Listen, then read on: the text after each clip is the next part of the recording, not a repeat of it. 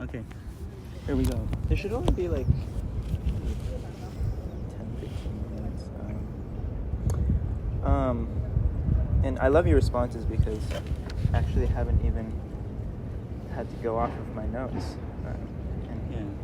And I really appreciate all the little details you gave. Of your symptoms and everything. Let me see. Do you ever feel grateful or draw empowerment from having schizophrenia? Yeah, I do. You do? I do, because like I told you, schizophrenia actually got rid of some of my symptoms. So I still do feel like I'm a genius. It may not be true, but I have that feeling. And actually, I'm starting to come up with ideas that are valid. It's weird. So I don't know if it's the schizophrenia that makes me think I'm smart, or it's just I'm smart, and then schizophrenia makes me think I'm smart, and then that it gives you the confidence. Yeah, it gives me the confidence. I feel like schizophrenia is I don't know if you know this, but schizophrenia is often associated with really smart people. Mm-hmm. Did you know that? Like John Nash is a Nobel Prize, Mm-hmm. Beautiful Minds, the movie. Right. And I think he told me about that. But anyway, so I feel smart. That motivates me to improve my intelligence. So what is the benefits, right? It's the benefits, right? Yeah, in what ways do you feel empowered by your disability? Yeah, and the thing is I've gotten so much benefits from schizophrenia because the government is actually paying for my tuition. So I don't have to pay tuition. And also I have priority enrollment. So now we can talk about how awesome UCLA is, and the yearbook is going to get some, praise from So I got priority enrollment. I got, extra time on exams. I got, private room for my exams. They're really treating me nice, That's great. And the thing is I still have struggles. Every quarter so far, I've thought about dropping out of UCLA. But people have encouraged me every time to continue.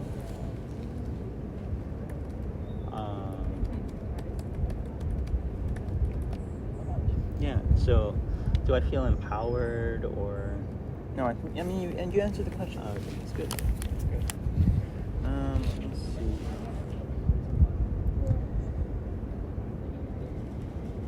How do you feel like... You probably have already answered this question, but I just want to give you a chance to answer it again in another way. So how do you cope with your disability? Yeah, that's a good one. One thing is I try to be as healthy as possible. So I try to sleep a lot. Literally, I sleep 10 hours a day, pretty much. Wow. And then I eat healthy. I'm a vegan.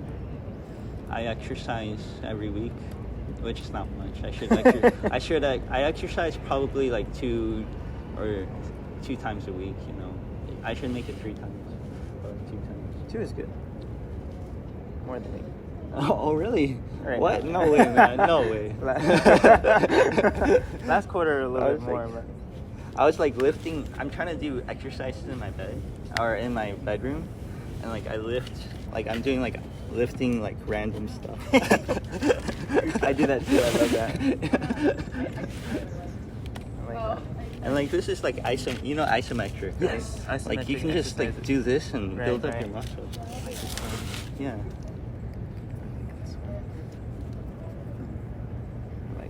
Yeah. I did that a lot.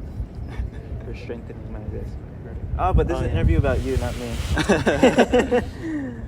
So that's really great. So you keep physically healthy. Yeah. Yeah, that's really great. And then you also do guitar and singing.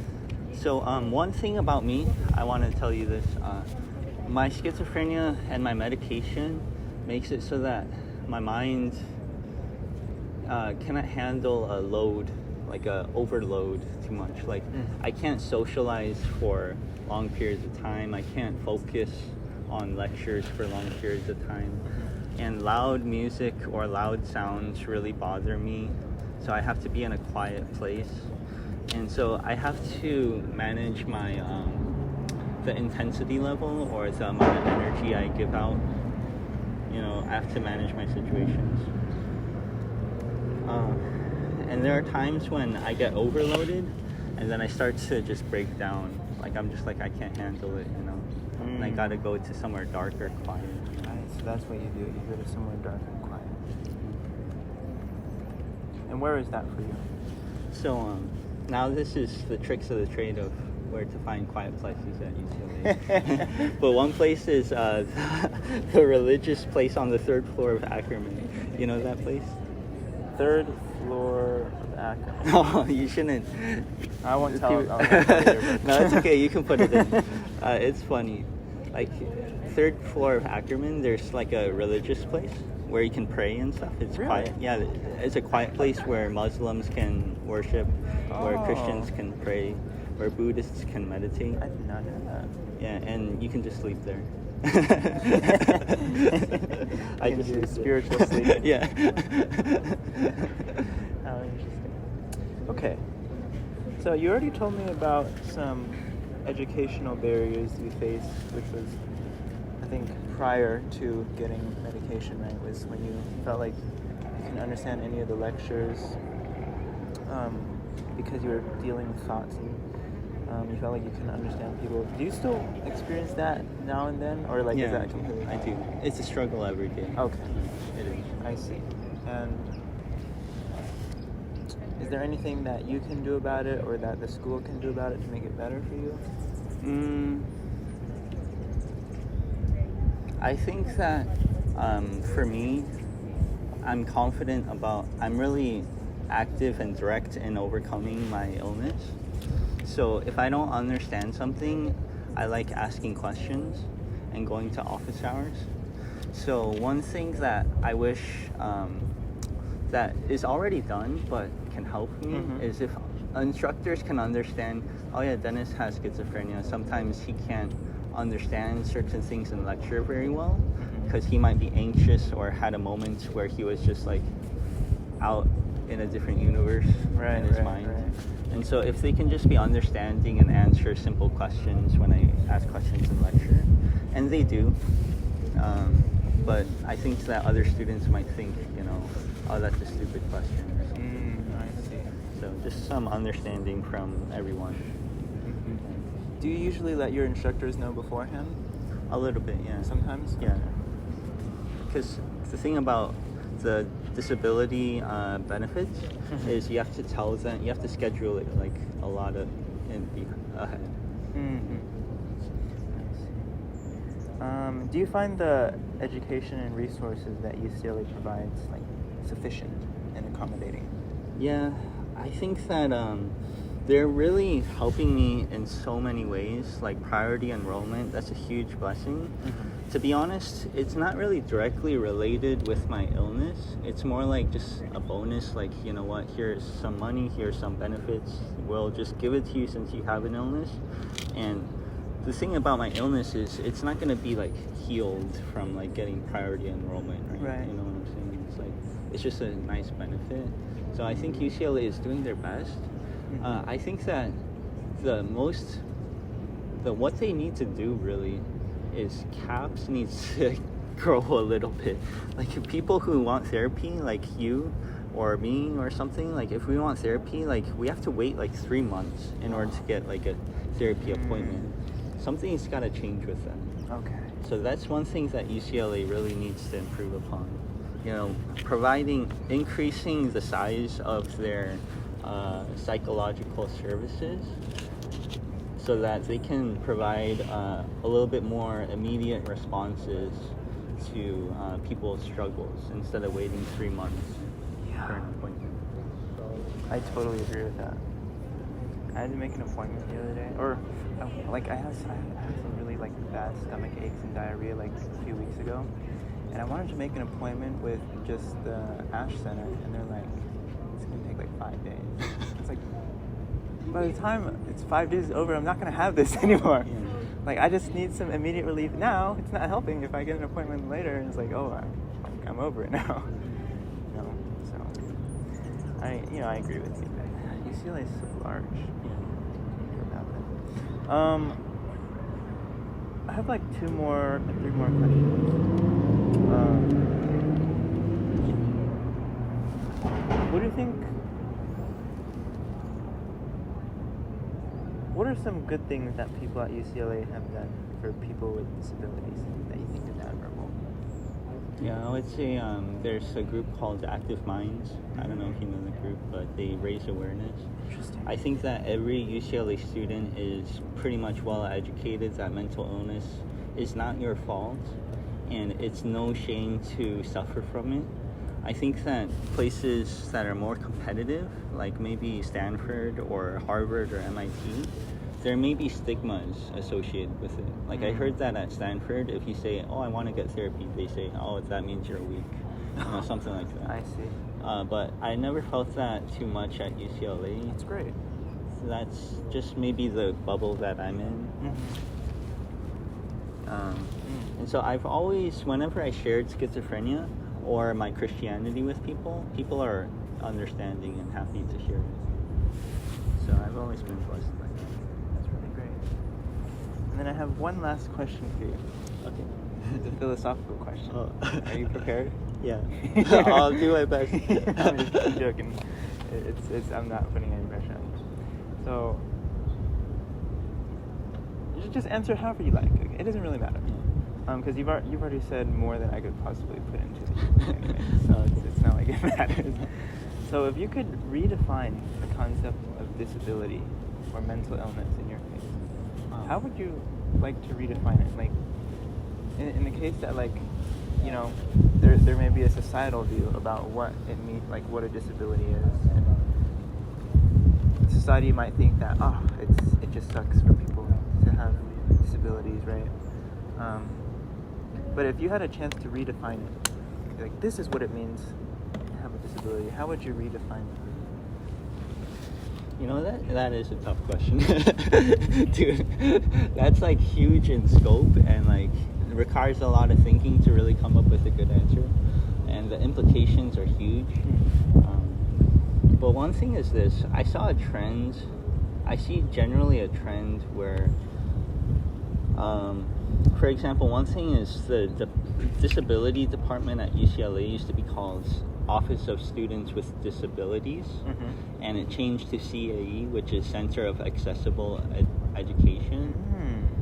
So what that's generally saying is, we're not going to focus on just disabled people. We're going to support everyone who has any kind of troubles. And so that could be a good thing and a bad thing. So one redefinition of disability could be, accessible, whatever, education rather than using the word disability. And what I mean by that is disability may be something that, you can say we all have disabilities, and that sounds corny, but, No.